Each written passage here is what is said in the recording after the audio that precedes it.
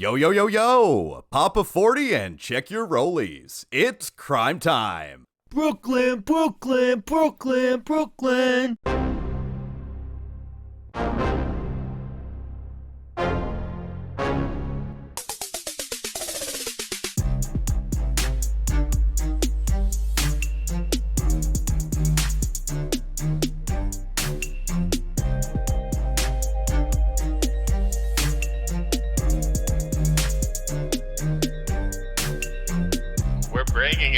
Bringing it.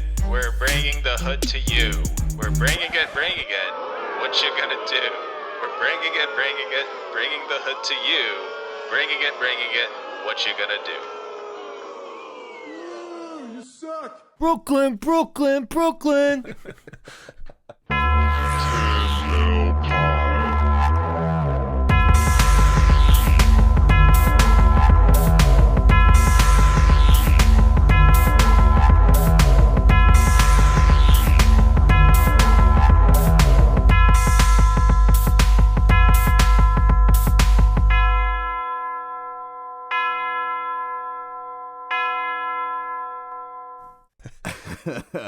This is gonna be a fun episode. You think? We've already started here. I almost did the Brooklyn things as if I was Eddie Kingston. Brooklyn, Brooklyn, Brooklyn, yo. All right, that's the start of this episode. I'm Nick Alexander, joined by cracker-ass Tyler Wood. Howdy. Howdy. And we are, of course, here with Yo Yo Yo. Get some flint and zip your tent. It's the Man Scout. Stand back, sir. Somebody was waiting for this episode to happen to get these intros out. Like, have you heard our last episode? Very underwhelming. This one, extra credit was involved. Today, if you haven't noticed, is going to be quite the episode. We're talking about, I'll get to this, but one of the most badass wrestlers of all time. Great tag team wrestler and a dude whose legacy he left behind is that of a hero, and that is Shad Gaspard. This is another guy that was on WWE television when I was a young kid. It was 2006. I was in sixth grade, enthralled with everything on WWE programming, and Crime Time was actually at my first televised wrestling show. I'll get into it a little bit later, but wow. Man, just even at the time as a sixth grader, I knew this was insensitive. But him and JTG, they took the gimmick that they were given, most likely firsthand from Michael P.S. Hayes, and they ran with it. They had great matches, and man, I had their action figures. They were the coolest, and I'm excited to get to cover Shad. Maybe I'm insensitive. I don't know. I didn't see it the same way, and like, oh, this is an insensitive portrayal of people of color. I just felt like this was like a Chappelle Show sketch. Right? And they were, because I was not a sixth grader when this happened. I was a 20-year-old man who was a big fan of Chappelle Show, and this just seemed like the wrestling version of it in some aspect. The first couple vignettes had that same vibe to it, so because I like that, I gravitated towards Crime Time as opposed to like, oh, well, they're doing negative stereotypes. I just saw it as like, this is just a character in a Chappelle Show sketch, and that's what I loved about it. And I, to this day, am adamant that this was like one of the biggest misses of WWE storytelling, writing, booking. Like, if I'm going to like indict them on fucking booking, like we already went on where it was where wrestling died for me last episode. I think the WWE's ability to get people over and make people stars, Crime Time is that for me, because they should have been much bigger than what they were. And there are a couple of times, which we'll probably discuss in here, where you could have pulled the trigger on these guys and really done a lot with them. All right. Shad Gaspard, who is of Curacao and Haitian descent, was born in Brooklyn, January 13th, 1981. As a kid, Shad was a big fan of wrestling, growing up thinking it was legit, and he believed this well into his teens. He said he used to sit around and think about what would happen if wrestling champion Hulk Hogan faced boxing champion Mike Tyson. And I'm sorry to tell you, little kid Shad, there would not have been an NWO because Tyson would have fucking killed him. And Shad seems like the type who you would see on videos that you find on social media where like you have guys like power bombing other people in fights. I feel like Shad would definitely be one of those guys. If through fists, he's like, well, I'm just going to power bomb this guy on the concrete or give him a belly to back suplex. Or like, yeah, you see that those ones where those little guys are getting a fight with the bigger dude and the dude just picks him up and sidewalk slams him. Like, I feel like that was Shad growing up. Shad's dad, if you will. Hi, this is Nick. I just wanted to interrupt this episode real quick and congratulate you on hearing the best joke ever. Back to the show. Would take him to Madison Square Garden shows. So he got to see like Hulk Hogan, Koko Beware, the Bulldogs, Rocky Johnson, and Tony Atlas like in their prime in person, and that's pretty awesome. But he credits a February 13th, 1997 match where The Rock beats Triple H for the IC title, and this is Rocky Maivia, as the match that made him want to be a wrestler. But before getting into the biz, Shad did a little shoot fighting. He started boxing at 5, he was doing various martial arts at 8, amateur wrestling by 10, and as he grew into his 6'6", 285 body, he was a killing machine. I'll put Shad up there with Harley, Ming, and Rick Rude in that category of wrestlers who you do not want to fuck with. But see, like, every time that I met Shad, he always had the biggest smile. But sometimes those are the guys you have to worry about the most. Like the nice guys. Those are the ones that could fuck you up. And the reason that they're nice is because they've been in a fight. They've been in multiple fights before. They've won a lot of fights. So they know what to do in a fight. Yeah. And they're going to be nice to you because they don't want that type of interaction. They don't want to bring that evil out inside of them. Shad didn't have the chillest childhood coming up in Brooklyn back when it was still Brooklyn and not a bunch of vegan mayonnaise shops. He was a rambunctious young man, and I think he said he had a little run in juvie. At 16, he was kicked out of his parents' house, and that led to him living in a motel with his cousin in Atlanta. And it was this hotel that really kicks off the story of Shad. At this motel, he got into an altercation with a pimp. Shad slept with a lady without knowing that this motel was full of working gals. Later, that pimp comes by demanding money for riding his hoe train, but Shad is like, what are you talking about? I'm Shad Gaspard. I ain't gotta pay for it. So the pimp pulls out a knife and Shad attacks him. During this scuffle, WCW wrestler and also a pimp. This is the craziest fucking story. This seems made up because I have heard the Crime and Sports podcast on Hardbody Harrison, like about him having the hotel with the prostitutes in there. And I don't remember them referencing that Shad Gaspard was staying in said hotel as in this is where I get mail delivered to. Holy shit, it's like worlds colliding right now. Continue with this craziness. So Shad is fighting with this pimp when WCW wrestler Hardbody Harrison is passing by and knocks Shad off of pimp number 1. He just kind of handles the situation. They're right, none of this sounds easy. After what? You're just gonna, no, like I heard what you did. So to the 90s, and they're asking you never to do that again. After everything settles down, Harrison asks Shad if he fights. Shad says, yeah, and Harrison says, you fight for me now. A couple of weeks later, it's very cinematic. What the fuck? What guy? What? Hold on, like. You are getting beat up by a fucking pimp, another fucking pimp who's doing time as being a pimp currently as we speak. He pulls the other pimp off and it looks the guy who's getting the shit beat out of him and goes, you fight for me now. Like that is, what the fuck are we talking about? Hardbody Harrison, now serving life in prison for his part in a sex trafficking and forced labor ring. So involving making a young 16-year-old fight. Say, you fight for me now. Like, I mean, he had like. You always wonder, like, how does a pimp hold control over people? Just being convincing, apparently. He made this 16-year-old to go fight for him, quote unquote. Yeah, a couple weeks later, Shad is in a boxing tournament and wins his first match, and he's just a pup here. Because he fucking has to! Yeah. He fucking has to! Hardbody Harrison will, like... will fucking end him if he doesn't win this match. Of course he won that match. Did he go undefeated the entire time he was fighting? Yes, absolutely, because Hardbody Harrison says, you fight for me now. Yeah, and he's like a kid still, even though he's huge, but he's fighting grown-ass men. So from there, he's getting paid a couple $100 a fight, and he's doing a lot of like these tough man competitions. I don't know if they're like still around, but there used to be like these flyers on phone poles that were like, you want to make $150, you fucking pussy?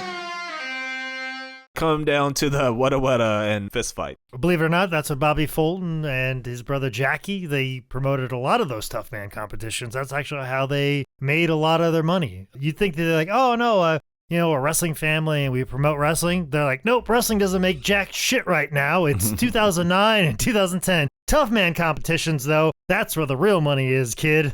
Hardbody eventually asked Shad if he wanted to work security in WCW. Not sure if it was like actual security or like, extra talent type of thing, but being a Marky Mark, of course, he said yes. There he pulls an Italian Stallion and Jake Manning and just fucking walks backstage where he gets to meet Kevin Nash, another thing Jake Manning would do. But this is his first experience being like this close to pro wrestling. Well, I'm sure he was also like obviously big and huge and probably had a good body on him. So anybody that walks backstage would be like, I want to do this. People are like, what's your name, kid? And actually talk to you. Whereas, like, if Tyler walked backstage and said this, they would have immediately kicked him out and called security and then beat the shit out of him as well, too. Actually, that's kind of... Do you guys remember the guy we had for a while on AEW that had the tattoos on his face? Mm-mm. Do you remember he was part of, like, Mogul Affiliates? Like, maybe, vaguely. When they had Swerve, because they had the Parker Bordeaux guy, and then they had the other guy who was a big, scary-looking dude who was a minor league baseball player with tattoos on his face. Yeah, basically he showed up, and we were like, oh, okay, cool. You want to sign this contract? We'll teach you how to wrestle. Like, we just did that. Because he just showed up and said, I want to be a part of wrestling, and he was a big dude, and so signed him up and told me he had to go to training and learn how, and then when he knew enough, we brought him out there, and then turns out he didn't know enough. Tony Khan said, you wrestle for me now. Yeah, pretty much. I mean, I think that he was involved and said something similar to that, and that's how that happened. Shad continued to fight for money throughout his early 20s. He also did some bodyguard work. He was a bodyguard for Mike Tyson. Who the fuck do you need to protect Mike Tyson from? Hardbody Harrison, that's who. Because Hardbody Harrison's going to look right in Mike Tyson in the eye and be like, you fight for me now. And Don King's like, fine, go ahead. All right, he's yours. We're in the early 2000s here, and if UFC was what it is today, which is basically WWE as far as like popularity, hosting massive events, and predetermined outcomes, there's a really good chance Shad is a world champion UFC fighter and never stepped into a pro wrestling ring. But that is not the case here, and if he hoped to make any real money off his abilities while like staying in America, he was going to have to go to pro wrestling. I mean, he just never ran into Dana White, and Dana White looking right at him, be like, you fight for me now. I make all the money. I'm going to make $1 billion off this pay-per-view and this gate, and I'm going to give you $50,000, and you're going to be like, I'm a UFC fighter. Yay! So in 2002, while Shad was still doing some legit fighting and bodyguarding, he decided to give pro wrestling a shot. Apparently, he was originally going to be part of Tough Enough Season 2, but he failed a physical and wasn't allowed to compete. That's a Wikipedia fact. I'm always very uneasy sharing those. However, Tom Pritchard, one way or another, saw the 6'6", 285-pounder with good looks and charisma and thought, fuck that reality show, this guy's getting a spot. Shad would get some training from Sergeant Buddy Lee Parker, or Dwayne Bruce if you nasty, and from there it was off to WWE's developmental territory at the time, Ohio Valley Wrestling, working as Da Beast, debuting in 2003, and it looks like his first match was beating Rob Begley at a OVW house show. Nick, you're a big fan of OVW. Do you remember watching this? Yes, I watched this. No. He didn't watch this because he's a fan of OVW when it became cool when Al took it over. That's when he was a fan of OVW because he saw it on a Netflix series. That's when it was cool. If you haven't seen the Netflix thing, it's very good. But I saw Al sitting there just stressed the fuck out, and I was like, I'm gonna buy a shirt. That motherfucker needs $25. let me do a little sidebar because I don't know when we're going to ever get a chance to talk about this. So I think I told you guys about Al Snow and Vince Russo talking shit about my tent match on the podcast, right? Oh, I didn't No. know Russo was part of that. Yeah, Russo was a part of that. But I find it so fucking ironic that Al was shitting on the tent match when the whole existence of tent is basically a nod to him and Head. Yeah. Like, I kind of got some of the ideas on how to do it because of him and Head. Yeah. That I went crazy, and I think this inanimate object is real. I got that from him. I learned it from you, Dad. I learned it from you. Okay? So if you say I'm killing wrestling, I learned it from you. You should send some avails to OVW. I do not need that $25 that bad. All right. Following his debut, Shad was put into a tag team with Carlos Colon Jr., a.k.a. Carlito. Carlito and The Beast tagged up for about 4 months until Carlito was out of there. And then he tagged with Osama. And yes, it is as offensive as you think it is. Go on. That gimmick was hot at the time, man.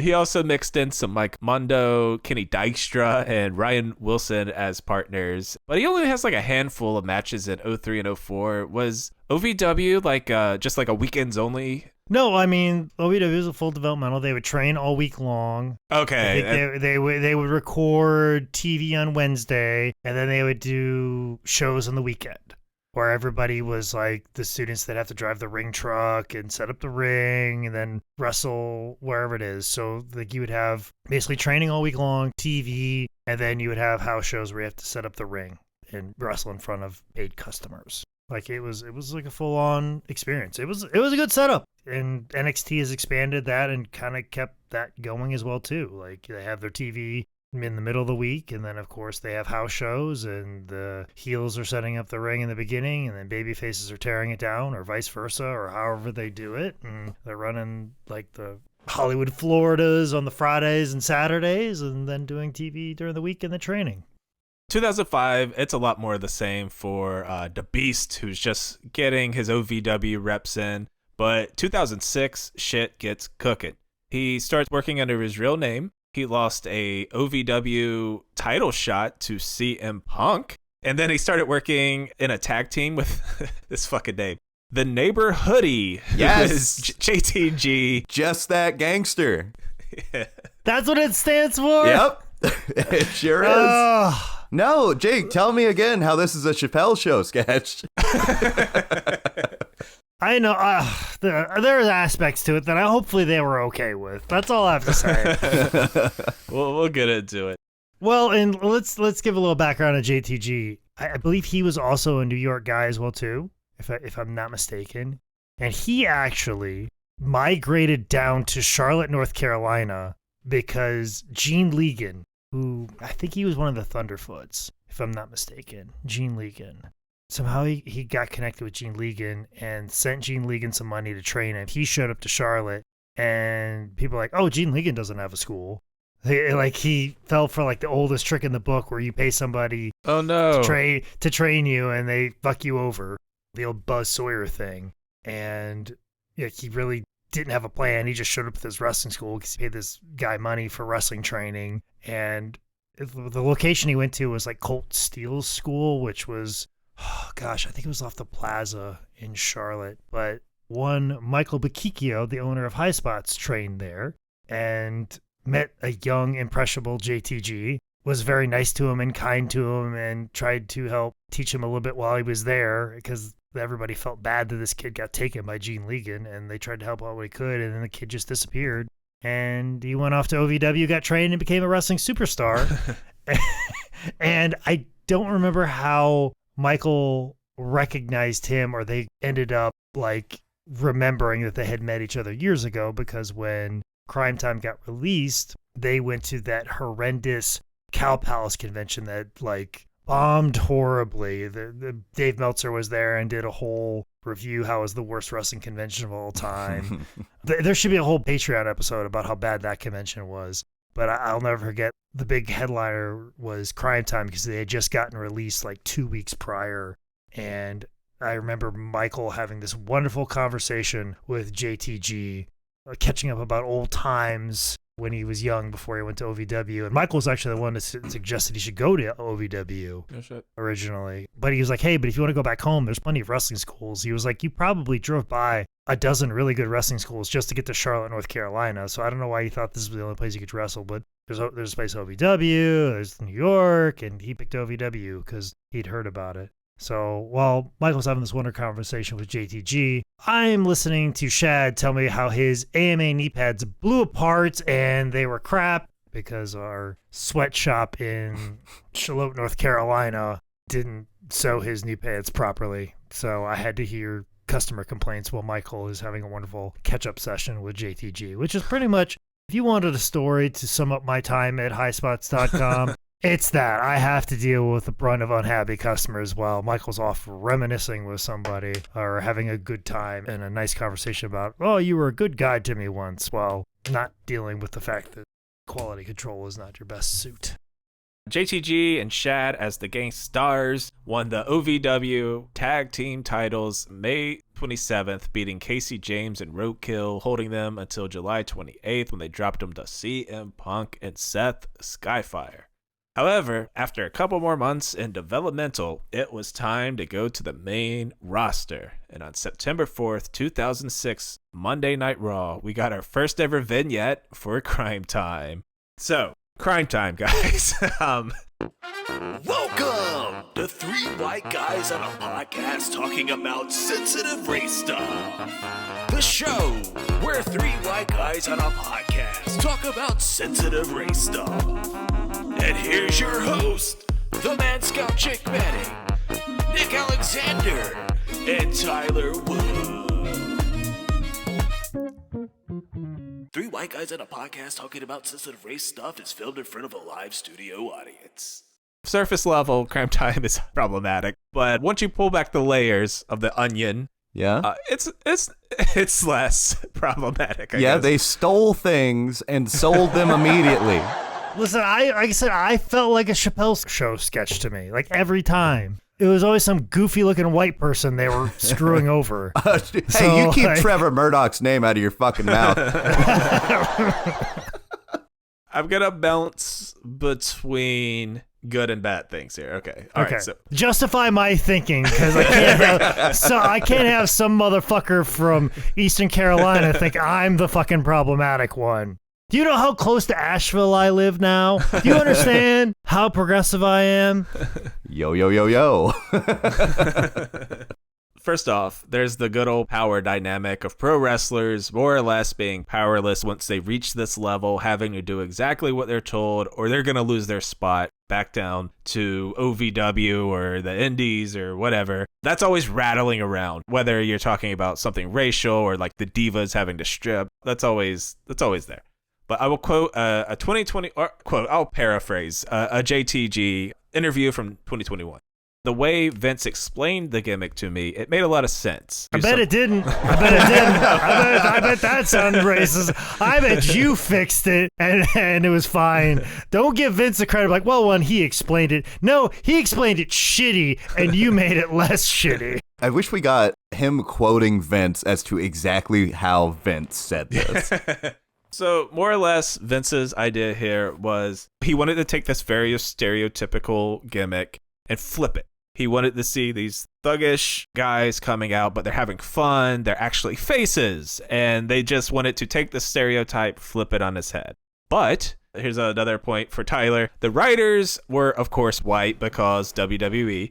So they're so out of touch that they had to use Urban Dictionary to even attempt to write for Crime Time. One time, they wrote that Crime Time should eat fried chicken and dance, which is obviously awful. And they were actually really offended, but they took it, kind of like bumped it up a level to snatch the creative control out of the dumb fuck writer's hands. So there's like a certain point here where JTG and Shad are kind of calling the shots for themselves.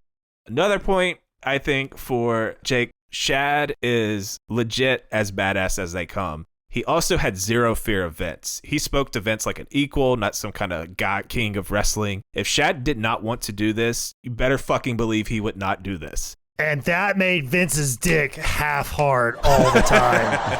Talk mean to me. I like it. You're yelling at me. You could dominate me if you wanted to. I love it. Also, too, was this about the time that Stephanie was also doing a lot of writing? Because I would love to look over Stephanie's shoulder and see her, like, Googling Urban Dictionary for stuff. White as the driven snow, Stephanie McMahon. Stephanie McMahon, who is the daughter of a billionaire who grew up in Connecticut, writing for Shad and JTG. I want that as some sort of summation. If I may have the floor for a moment. I think Jim Johnston, famous WWE theme writer, did a great job of summing this up, and we've read through a little bit of the Crime Time intro music to start the show. I would just like to go through a couple more verses if that's all right. Do we have the time for that? Oh, yeah, go ahead. Wonderful. Hey, yo, no more Hollywood. This is Hollyhood, and it's crime time. Be scared? You probably should. We come from the streets. I was raised in the gutter. I run up your mother for that bread and butter. Mess around with these crooks, get your property took. Robbing is my job, I get paid off the books. Marveling with my quad, coming through stomping. Brooklyn, Brooklyn, who wants some problems? That one doesn't rhyme. I could care less about a copper. They call me the copper stopper. If you want something proper, no need to pack your bags, no need to move, 'cause no matter where you go, we're bringing the hood to you. That's verse 1. Let's get into verse 2. Verse 2, I think, is just that little bit better. Once upon a time, it was nice and quiet. Then along came the hood, inciting riots. I don't give a damn about a neighborhood watch. I'll take your watch while the neighborhood watch. That's bars. That one's pretty good. I'm a rugged individual, hardcore criminal. I bring it to man, woman, and children too. Yeah, I know you heard me. I'm the one responsible for them burglaries. I got 12 misdemeanors, 3 felonies, countless victims yelling, help me please. Oh, no. Oh, Jesus. But no matter what you say, no matter what you do, it don't matter where you at, we're bringing the hood to you. And that's the end of the second verse. All right, that's not great. I mean, they are taking accountability for their actions. Like, they're saying, I committed those crimes. There's definitely that aspect to it. There's a lot of ownership of blame. I feel like that's a redeeming quality of this. But okay, so take all that. Point Tyler, just say point Tyler. Thank you.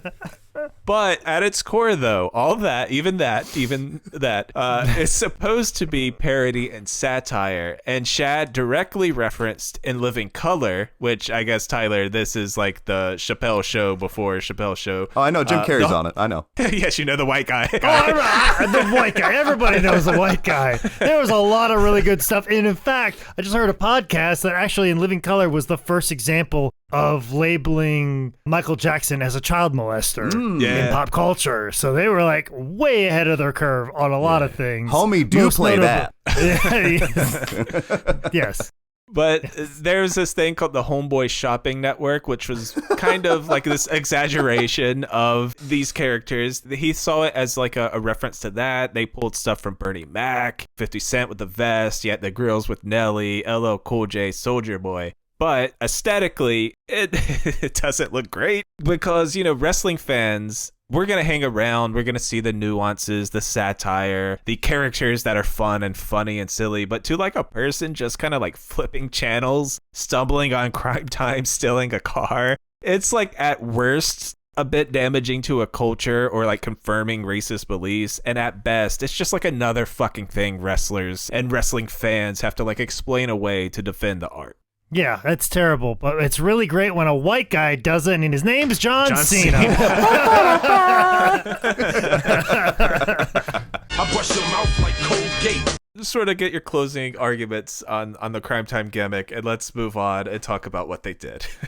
I think I'm going to rest my case. I absolutely loved watching them, though. Yes, same. Him referencing In Living Color, the Homeboy Shopping Network, I remember that, and maybe that's why it resonates with me, because I know the exact reference that they're pulling from. So I maybe that's why I see it as them doing satire. And I'm still very naive when I'm first watching this. I don't have the inkling that these are writers handing these people a script and telling them what to do. Like, it was jarring for me to see Freddie Prinze Jr. hand Fit Finley a script when I was an Extra Talent one time. That was the most surreal thing I've ever seen before in my life. So definitely at this moment in time where I'm watching, I don't know that is a thing that happens. I feel like these guys, they just turn on the camera and they talk. So everything that I feel that they're saying, they have signed off on. Yeah. And it coming from them and not Stephanie McMahon and whatever she Googled on Urban Dictionary earlier in the day on her nice little version 1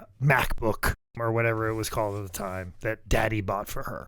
I do wholeheartedly believe whoever came up with this gimmick was tone deaf and it was not done for the right reasons in the right way. I do believe... Dude, what are you trying to say? Trying to say what are you trying to say, motherfucker? I'm saying you need to cut your fucking ponytail. I'm a television fucking writer for decades. How fucking dare you? You know how much money I drew in your goddamn town? I've made so much fucking money. I have had sex with everyone. I may be your father. You show me some goddamn respect and give me the knucks, bro, as I deserve as a fucking wrestling legend. Listen, I'll say you did a great job with the Bray Wyatt tribute, but how often do you have black people over to your house for dinner? They are overcooking my dinner every night. Every single night. I do think that JTG and Shad did take it. Like, Nick, I love the way that you put it. Like, they took it out of the writer's hands and they're like, we're going to play this like it's a sketch on Chappelle's Show or In Living Color. And I think that's what they did. And I think that's why so much of it's shown through so well. And it's a great example of people getting a shit gimmick over. Yeah.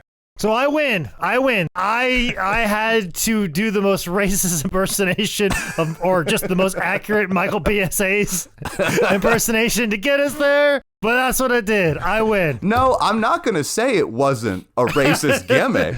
I'm just going to say that they fought racism with comedy, which I think is one of the best ways to do it.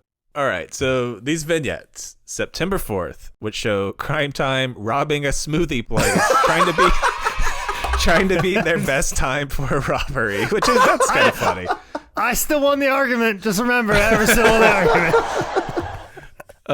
The next week, the next training video would be when you a honky gets training video. Yeah, they call them training videos because they're teaching people what. how to do what? Act in the hood. Okay, I got you. All right, so the next week a honky got lost in the hood, so they beat him up, took his wallet. The next week they're playing dice when a white guy in a minivan stops and asks if he knows the way to the country club, so they beat him up and steal his minivan.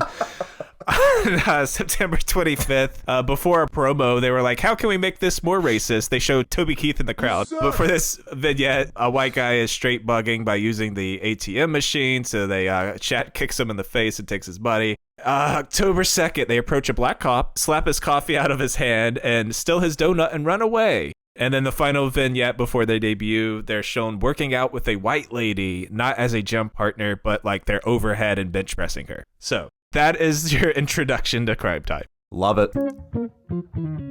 I love it. That's what I do. I love it. That's great. Vince, tell me if I'm wrong. Are you not the only person ever, I think, white or black, to have said the N-word on WWE television? What's good in the hood? Listen, I'd be saying it to this day if they'd let me go out there. But I walk with a cane now, so it's a little tough for me to get out there. But trust me, I still got an N-word locked and loaded, ready to go whenever you want to put a camera on me. All right, so now we can finally get to some Crime Time wrestling. They made their in-ring debut October 16th on Raw, facing tag champions, the Spirit Squad, rep by Mikey and Johnny, in a non-title match. I honestly thought Lawler would make a racist joke before they even got to the ring. Not a single racist joke, so good for you, Jerry. Their debut's a fun match. I forgot how good they are in the ring. They have this very unique and super cool moveset. JTG's not a small person, but I'm always a mark for the bigger little guy dynamic. And I think some people may not know, JTG wanted to be like a straight-laced, work-rate brother pro wrestler. He was a He who shall not be named. guy. He wanted to go in that direction before, Crime Time was handed to him. Very underrated wrestler and probably did about 10% of what he could actually do during this run. But Shad and JTG together in the ring, phenomenal. Crime Time gets a nice little push out the gate. They add 2 more wins against the Spirit Squad on Raws. They're getting full-time work on house shows. They get onto their first pay-per-view at Cyber Sunday 06 in a 4-team Texas Tornado match. This is very much the time of WWE where they were like, oh, fuck, we hired too many people. Let's just cram 17 tag teams into a 10-minute match. Lance Cade and Trevor Murdoch were in this one, right? For this specific one, for sure. I think also so it's Cade and Murdoch, and then the Highlanders are the ones who take the cover. And they take the cover from Cade and Murdoch's finisher. They like sneaky throw them out of the ring and then pin the Highlander dude. Oh, yeah. This also had the very weird team of Charlie Haas and Viscera. Yeah. That's why I asked about him, because that team made no sense whatsoever. As someone watching at the time, the tag team division was terrible at this point. Crime Time were the stars by and far. Yeah. And then you have like them getting into it with their mortal enemies, rednecks, Lance Cade and Trevor Murdoch. That's Crime Time gets the win here, and after the match, Shad and JTG go over to celebrate with King and JR. Turns out it was just a ploy to steal King's laptop, and I'm going to go ahead and say you do not want to get caught with Jerry Lawler's laptop. That is for sure. That laptop is dirty and it is not finger looking good. Just, to a callback from a previous episode. Yeah. That's worse than getting caught with a Jared from Subway's laptop.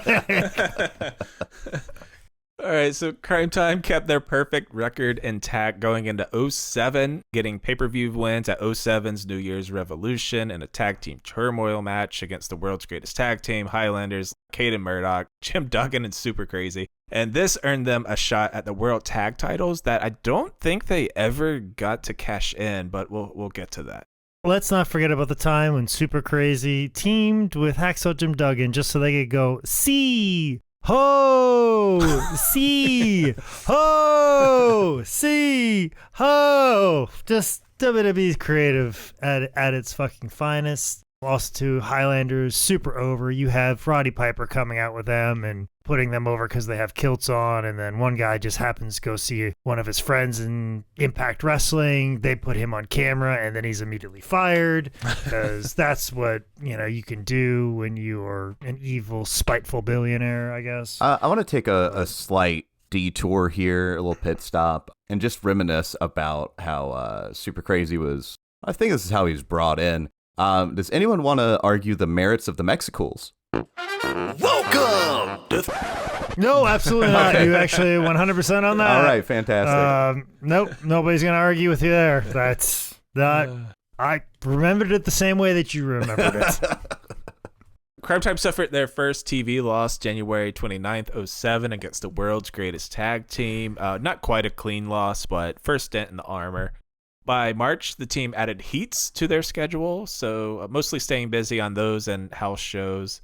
And, oh, Jesus Christ. At WrestleMania 23, Crime Time popped in for a dance party segment with Eugene. There was Moolah, Mae Young, Slick, Dusty Rhodes, Brooke Tessmacher, that's her name, right? Tessmacher. Yeah. Layla, I think Kelly was the blonde, Sergeant Slaughter, IRS, Fink, Mean Gene. Wait, are you just going to gloss over Extreme Expose like that, Nick? Those three, Kelly, Layla It was L. Kelly, okay. All Yeah, right. Kelly, Layla L, and Brooke Tessmacher. They were the Extreme Expose on ECW at the time. Am I right, Jake? Yeah, you're right, and I can't believe that you of all people, you're like, you know what? We don't. Hey, let's look at this Crime Time gimmick as insensitive and disrespectful, but extreme expose. Ooh, yes, titties. Dude, I was so convinced I was going to see some titties one Tuesday on Sci-Fi. I was so convinced. It never happened.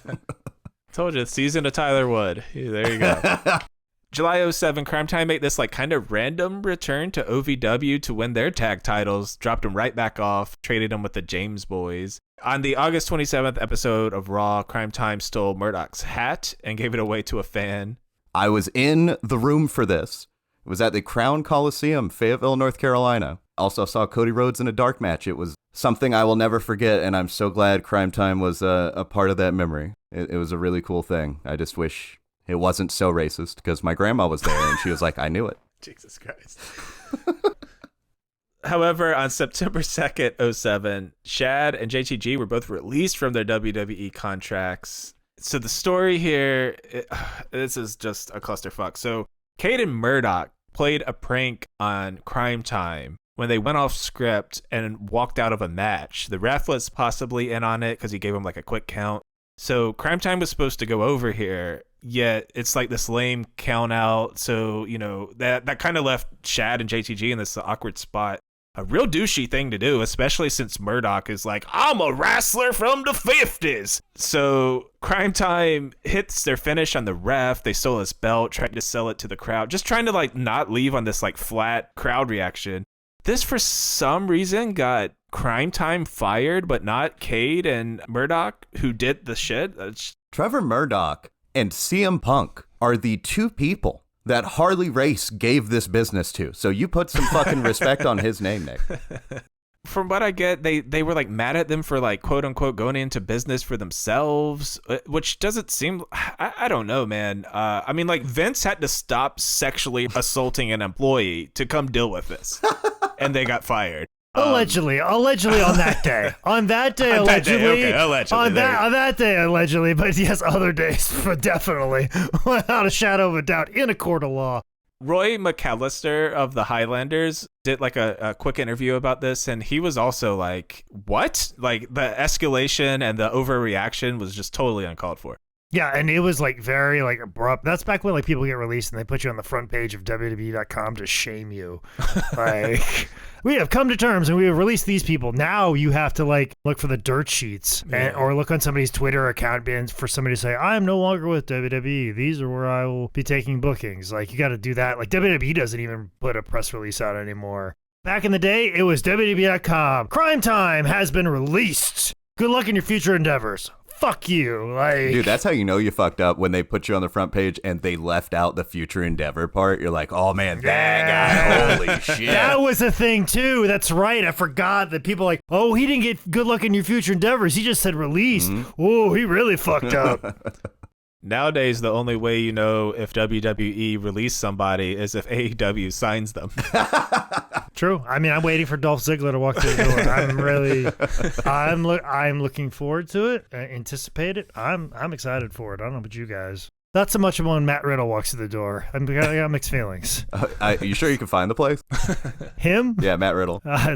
All I know is he's going to get accosted by a TSA agent on the way there. That's all I know.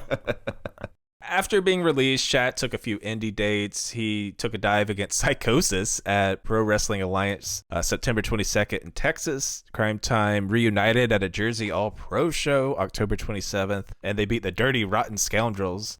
And then, just out of fucking nowhere again, on March 31st, 2008, they were back on Raw. So, weird firing, but I guess not the end of the world. They returned as Crime Time to a nice little pop. You can't say enough how over they get themselves during their run. And they beat Cade and Murdoch with a sneaky little roll-up. You're not going to see this again. And let's make a broader conversation here. Why it's important not to have wrestling monopolies. Like, they fired Crime Time to teach them a lesson. Much like they fired Daniel Bryan. Mm-hmm. They fired one of the Highlanders because he, was at a TNA show.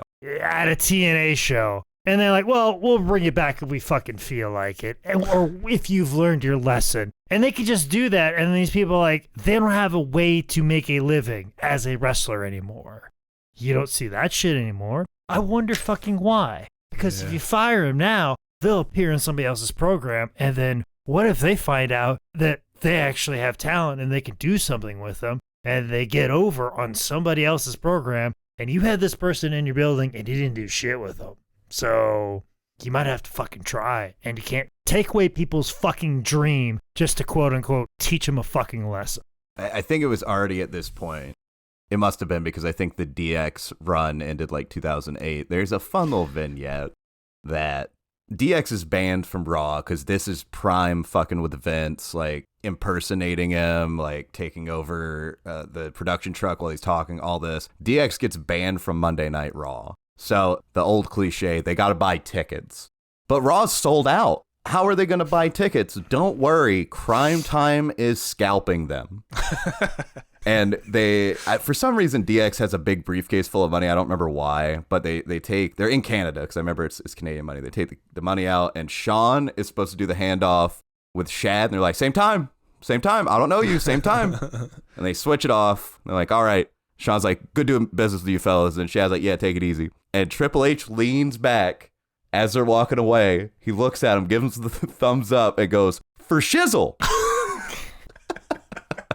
With the hype of the return, with the sheer overness that they've earned, Crime Time started working with John Cena. June 30th episode of Raw, Cena is cutting a promo about Fruit Loops or whatever the fuck when JBL walks out and says, I'm a mediocre wrestler and a terrible person who wrote the coattails of Ron Simmons. He has Cena escorted out by security, but later that night, JBL is facing fellow asshole CM Punk for the big gold belt. Your words, not mine. Your words, not mine.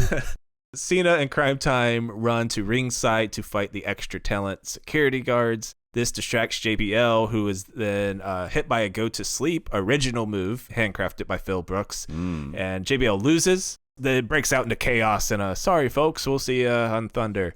Following week on Raw, Cena, Shad, and JTG fuck up JBL's limo with baseball bats, spray paint. Scott Hall killed a guy for that.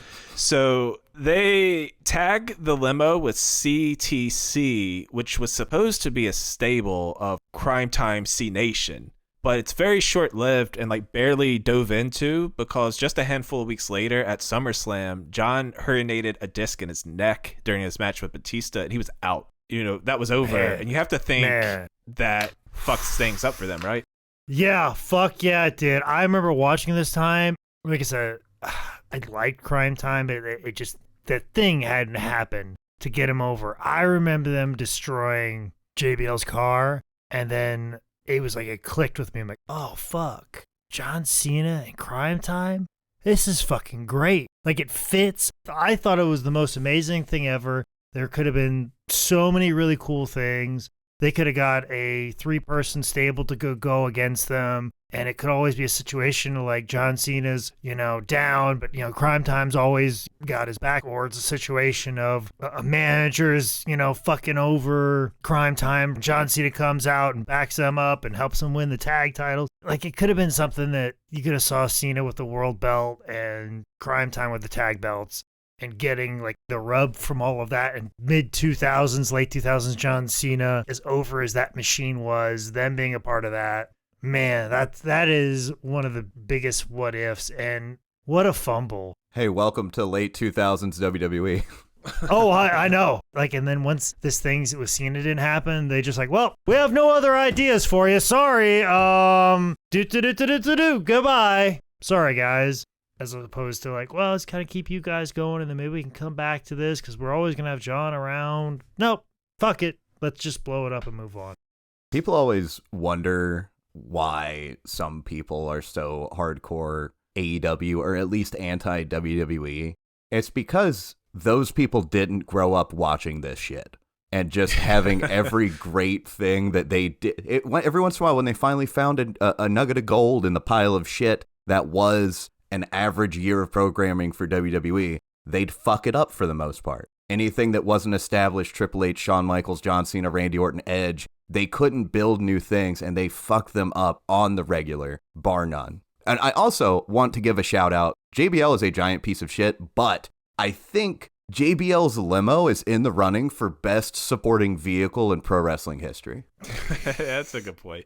Because I think DX went on to do some stuff. I'm pretty sure someone either took a shit or like put shit in the back of the limo at one point too. Like that thing was just beat all to hell. I think Eddie did some shit with it too. That car should be in the Hall of Fame. It's actually sometimes you see it at Fan Access, if I'm not mistaken. Okay, you definitely see the limo that Vince blew up in. Oh, That was definitely at Fan Access one year. But yeah, when something in the booking happens now, like they're fucking this up, I can't believe they're doing this. It's like fan PTSD, as opposed to, okay, well, the babyface has to be in some sort of peril to then come back up. You know, like we can't accept normal storytelling like that anymore, that there's dips and flows in the story, because WWE hasn't earned the right to fucking be given that credit or that leeway as a storyteller because of this entire fucking run right here. And anybody that lived it, watched it, has that PTSD. Yep. And they're just doing it all over again with the whole Cody thing. You know? No, like, it's a 4-year epic. Now, Vince is going to he's going to pull the plug on it at some point. Absolutely.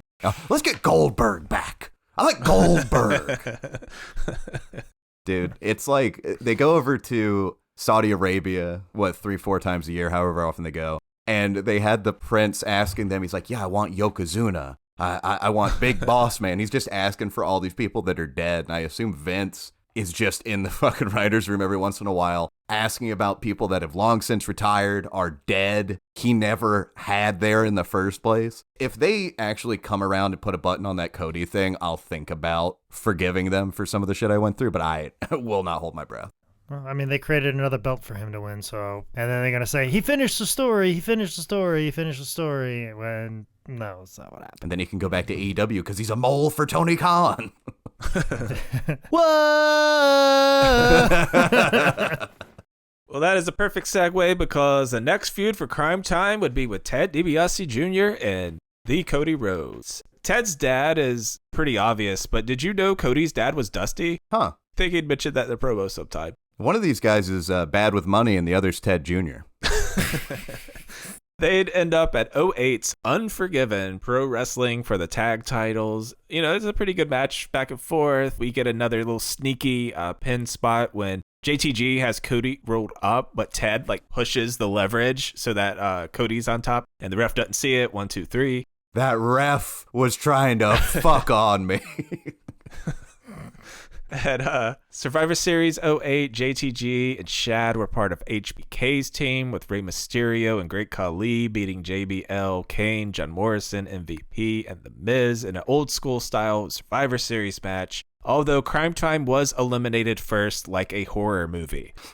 Despite clearly being a fan favorite and getting huge reactions, not much happening after this. A lot of house show work as they went into 09. April 15th, 09, Crime Time were drafted to SmackDown. They made their debut May 1st on SmackDown, hosting a dance contest between Eve Torres and Layla. And Eve and Layla were actually professional dancers before WWE. Eve was a dancer cheerleader for the Lakers. Layla was a dancer cheerleader for the Heat. Mm-hmm. So they're actually dancing here, not just hula hooping and pudding while Lawler rage screams his Viagra boner out. Why do you think they host so many dance competitions? What do you mean by they? Check. Good comeback, Nick. Good comeback.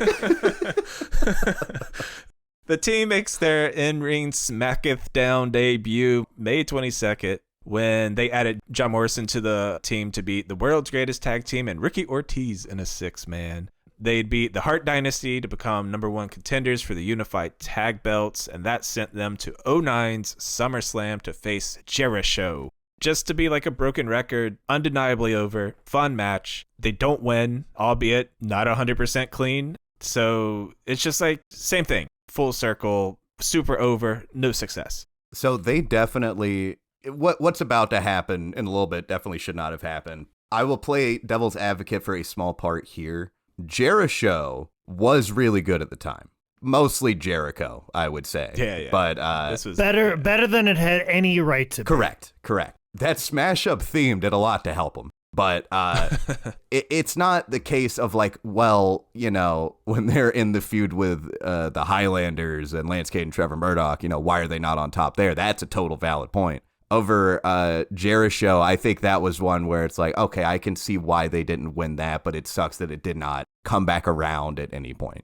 Following that, they had a feud with Hart Dynasty. They met up with Jericho from time to time. In April of 09, the show WWE Superstars had popped up, so Crime Time started getting some dates there. And I wish there was more to talk about, but there really isn't. Like, WWE is clearly not putting the rocket ship on them. Anytime something cool happens, it's like, hey, go to Heat, go to Superstars, do house shows.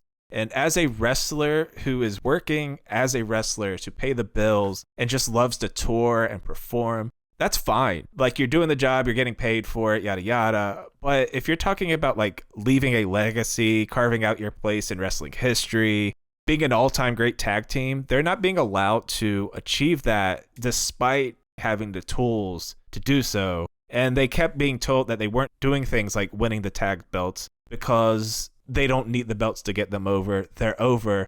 But at the same time, okay, so then why does Hogan and Cena always have to have the belt? Surely they don't need a belt to be popular.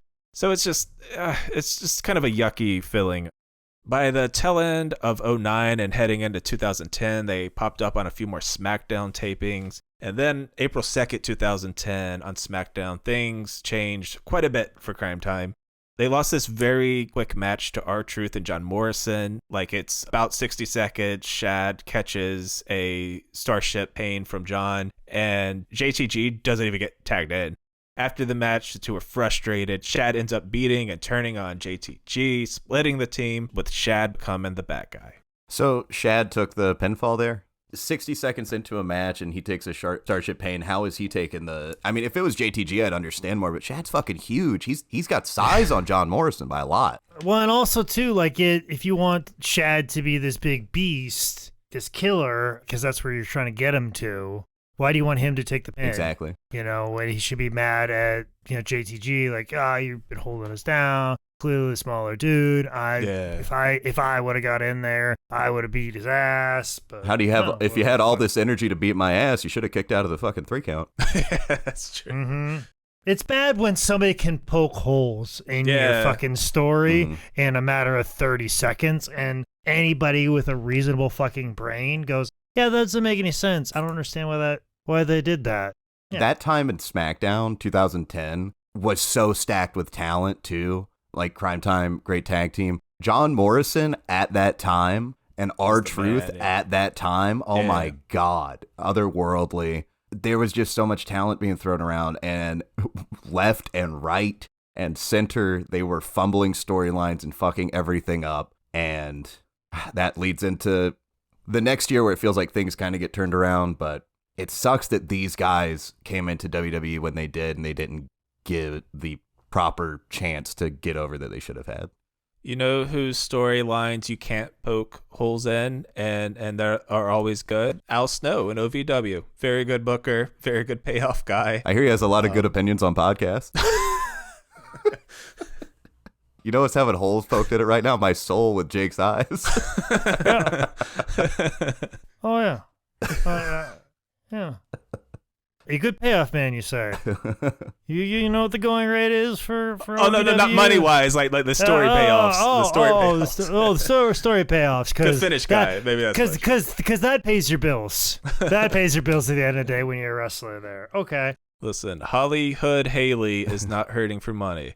Yeah, from what I understand, she just did WWE tryout. Mm-hmm. Oh, really? Yep. Yeah, along with Richard Holiday, Jay Malachi, and then, of course, some fucking goober who is a Queens University wrestler, amateur wrestler, because he got in on his athletic background, not, having any wrestling talent, and somebody who dedicates their life to it. Some fucking schmuck named Copeland Barbary had no fucking place being there. At least that's what the internet will tell you.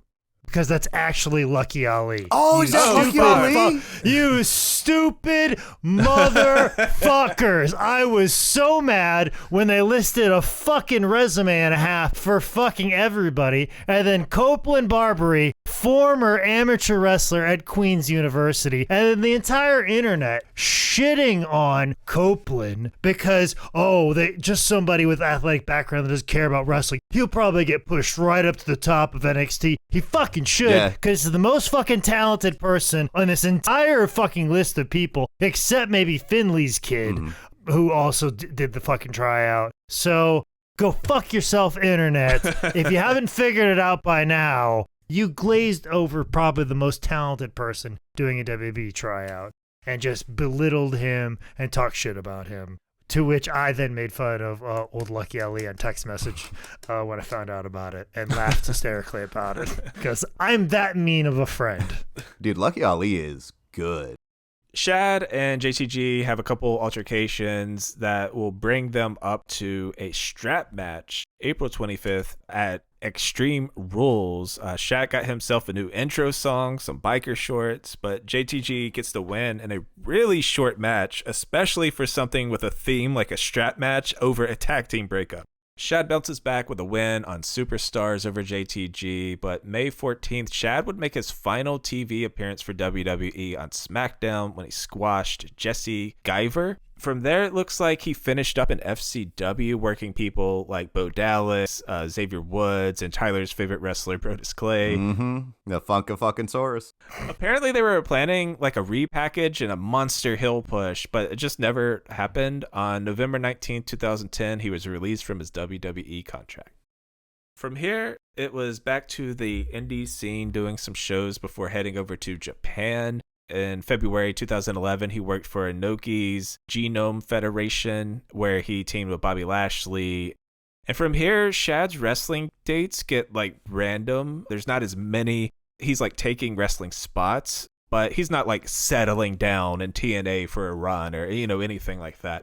March 31st, 2012, he lost to Big Daddy V at WrestleRama in Georgetown, Ghana, which that's kind of cool. He wrestled Brian Cage in Arizona for IWF, but around June 2014, JTG had separated from WWE, so they reunited as Crime Time, but spelled normal.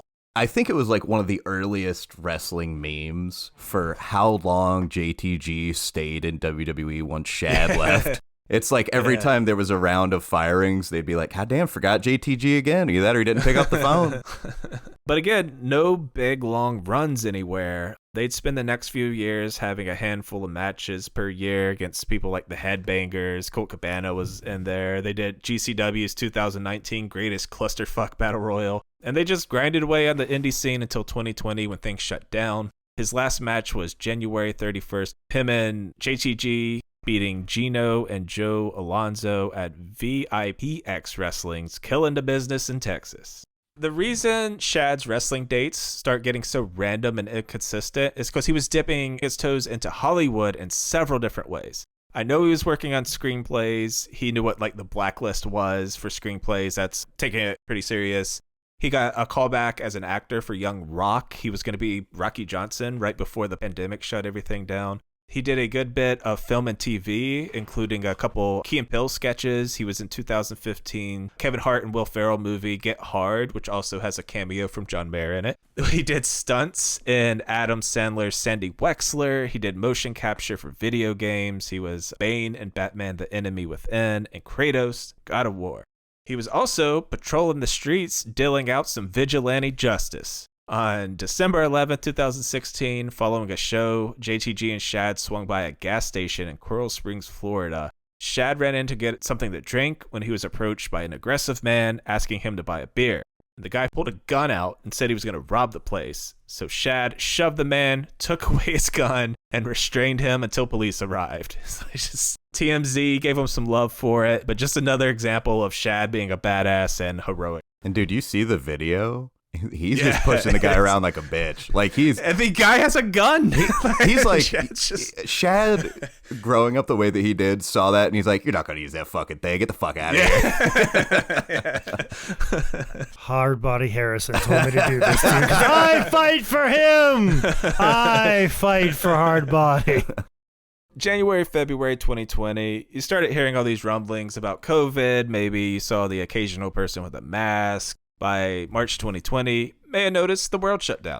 But unfortunately, that is not why January 31st was Shad's last match. Shad married a fitness model in 2009. They had a son in April 2010. Let's jump to May 2020.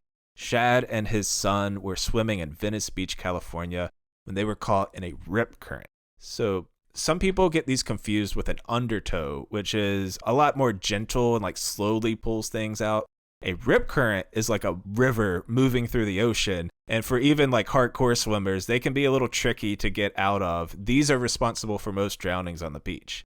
From what I gather, you kind of have two options in a rip current. You can try to swim out of the side of it, which could be a whole thing depending how wide it is, or you just got to let that shit sweep you out to sea. And once it releases you, you can like try to swim back or catch a boat or whatever. The knee-jerk reaction for most people is you think, oh shit, I'm getting dragged out into the ocean. I got to swim back towards the shore against the power of the current. That's when you get in trouble. You get fatigued and you're just at the mercy of the sea at that point. This is the predicament Shad and his son found themselves in May 17th, 2020.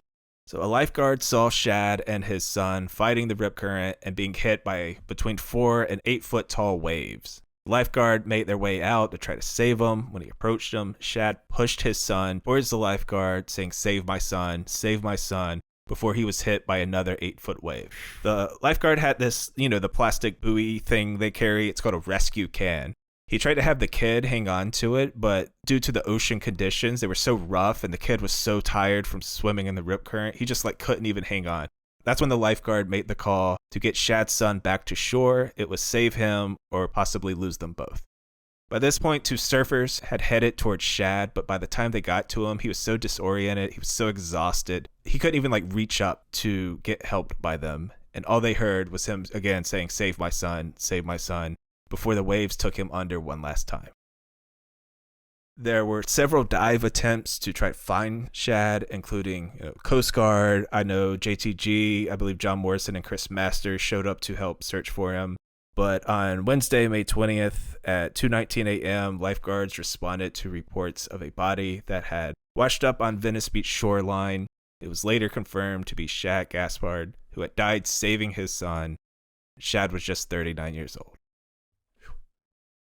Do y'all remember keeping up with this when it happened? Yeah. I remember just 2020 being so crazy that some stuff was just a blip, but this was pretty nuts to follow. Yeah, I remember hearing about it, and just it always seems like the best guys that die early.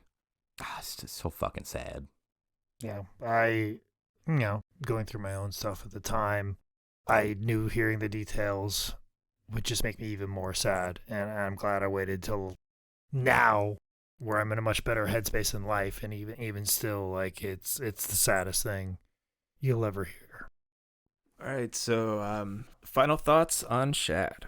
Shad was in a very interesting, we'll say, gimmick in WWE that rose him to prominence, and it's so frustrating. It's a lot like the Brody Lee frustration of him not getting to do what he wanted to do as a wrestler because of WWE. And Shad's in a similar spot. Him and JTG did with Crime Time what they were supposed to do. They got over, and they were solid in the ring, and they were charismatic, and they sold merch if they ever had any out. And they had good spots with top name talent like DX and Cena and all these other people. And they just got fucked over and over and over. They were fired to prove a point, and they finally were done with WWE, and Shad was going to make his way in Hollywood one way or another. He had a lot of great credits already. Kratos' mocap work and the possibility to be Young Rock. He was getting looks to do major stuff, and I think he could have been probably one of the first people to come out of WWE and make it as a decent name in Hollywood without having been a top guy in WWE. But life's not fair all the time. And Shad's a great guy and stopped an armed robbery when that's not his job. He just knew it was the right thing to do in the moment, and he knew it was the right thing to him to save his son at the moment. And his son was the most important thing to him. And saving his son as his last act on this earth, I think, really is a testament to what kind of person Shad Gaspard was. And I'm very sad that he's gone so early, especially when he had all this potential just ready to go. Yeah, and, in this wrestling world of kayfabe heroes and tough guys, Shad was as real as it possibly fucking gets. His passing is obviously as tragic as it could possibly be. He did this short podcast called No Fucks Given, and he mentioned that he came from such a rough area that he saw tons of his peers die before 21. And being from that area, He never thought he was going to live that long. So he always lived his life in a way that he enjoyed everything and he did as much cool shit as possible. And once he reached his 20s and like everything was okay, he never gave that mindset up.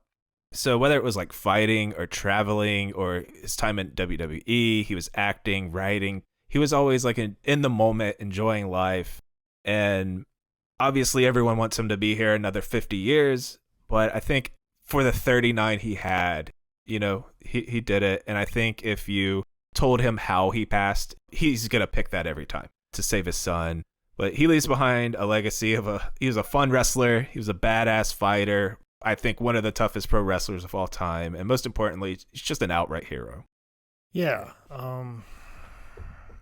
I think you guys nailed it on all fronts. It's tough to follow that. That's probably like some of the best final thoughts we've ever had. And now here I'm going last and trying to come up to that. But yeah, he used every one of those years he had. I mean, you look back at it, it's an amazing career. And yes, it's also sad he didn't get to live more years and get to do more work in Hollywood and get to do more stuff. And then who knows, he might have gone on and done something else. And we'll never know that.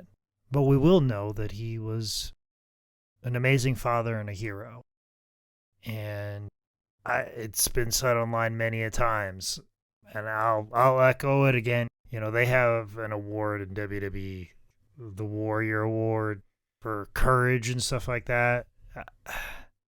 And it's named after a man who was not a hero. Actually, if I'm being honest, the guy was a piece of shit. If you're going to make an award and name it after somebody who was a hero, and it's going to be in the world of professional wrestling, it should be after Shad. It's as simple as that. Nobody defines it better, and it was that, but also such a great person, a good friend. Anybody that knew him loved him. Simple as that. And he lived his last breath doing good and right for someone else. That's a hero. He's the definition.